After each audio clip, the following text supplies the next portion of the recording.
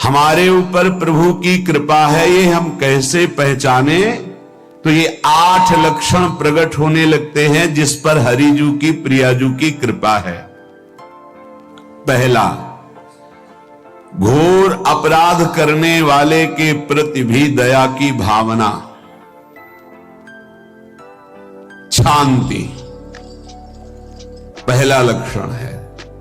भाव में भी पहले शांत भाव है। हमारे ऊपर श्री हरिजू की कृपा है, इसकी पहचान ये 8 लक्षण। पहला, शांति, अर्थात घोर अपराधी के प्रति भी गुस्सा ना आना, क्षमा करना, ये हरि की कृपा का लक्षण है। देख लो भाई, घोर अपराधी शब्द तो जाने दो, जरा सा प्रतिकूल हो जाए तो लाख समझाओ पर भ्रकुटी तनी रहती है। भला ऐसा है?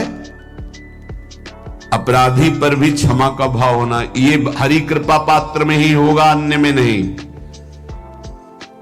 तो अगर अपने हृदय में ऐसा लगे कि ऐसा नहीं है तो हरिजू से प्रार्थना करनी चाहिए कि कृपा करो मेरे में सामर्थ्य आवे।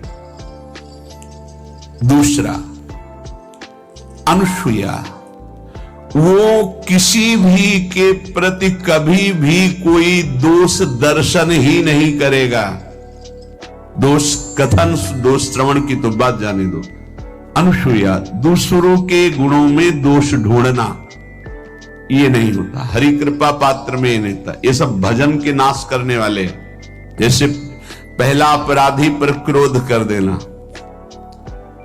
तो माया ने भेजा इसीलिए था कि तुम्हारे साथ व्यवहार ऐसा करे कि तुम क्रोध करो। क्रोध करोगे तुम्हारी ऊर्जा शक्ति नष्ट हो जाएगी, अध्यात्म में जो चलने की थी। और कहीं तुमने संकल्प कर लिया तो भजन शक्ति नष्ट हो जाएगी।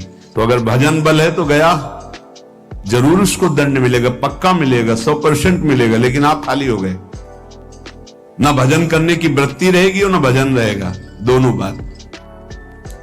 अनुसूया, किसी के सद्गुणों में दोष देखना, गुणों में दोष ढूंढना, ये हरि कृपा पात्र में नहीं होता। ये बहुत मंगलमयी बातें हैं जिससे हमारा भजन मार्ग पुष्ट होता है। तीसरा, वो बाहर से और भीतर से पवित्र रहता है, हरि कृपा पात्र। शौचाचार का ज्ञान होना चाहिए, वस्त्र आपके पवित्र होने चाहिए, ये बाहरी जल रज आदि के द्वारा बाहरी पवित्रता।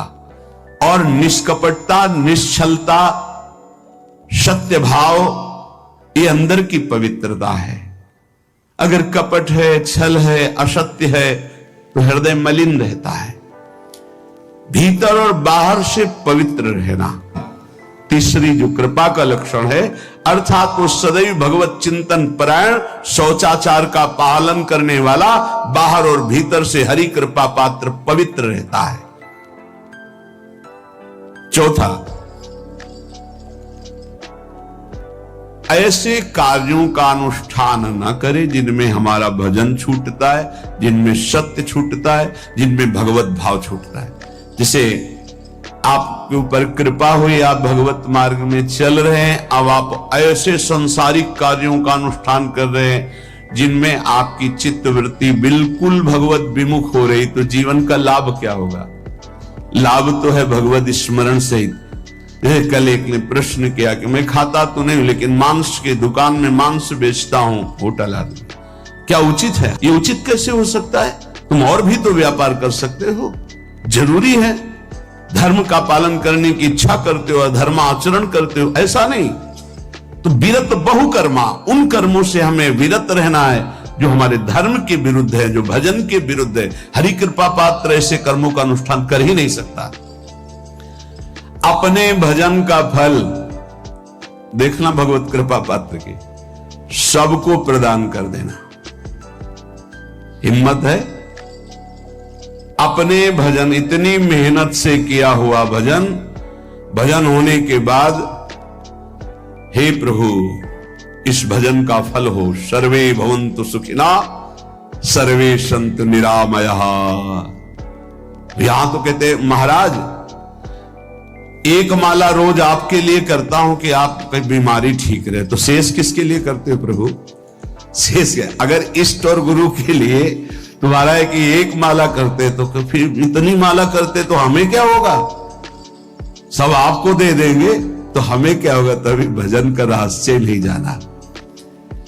छठवां,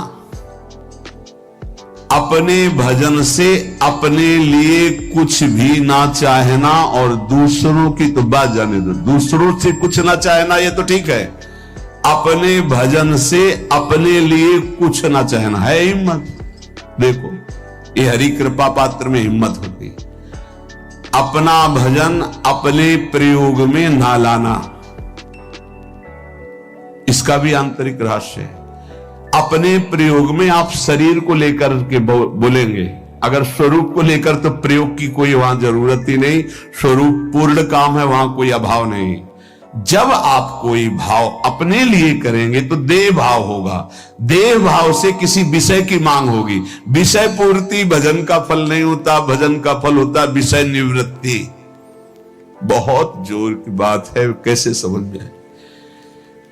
अपने भजन का भी फल अपने लिए नहीं, दूसरों से कुछ चाह रखना तो बात ही जाने दो, भजन से भी कोई अन्य सुख की चाह नहीं। क्या चाहिए? भजन ही बनता रहे, भजन का फल भजन बनता रहे, खूब निरंतर जप करते रहे। सातवां, किसी भी मान सम्मान कीर्ति पद प्रतिष्ठा के मिलने पर हृदय का असंतुष्ट हो जाना, यह हरि कृपा पात्र का लक्षण होता है। प्रणाम नमस्कार जय हो तो हृदय में असंतुष्ट हो जाना चाहिए। कोई किंचन मात्र अभिमान न उदय हो जाए। प्रभु बचाओ, ये माया की चकाचौंध से बचा लो नाथ। कौन सा अपराध बन गया कि आपकी जय की जगह यहां हमको ऐसा सुनना पड़े।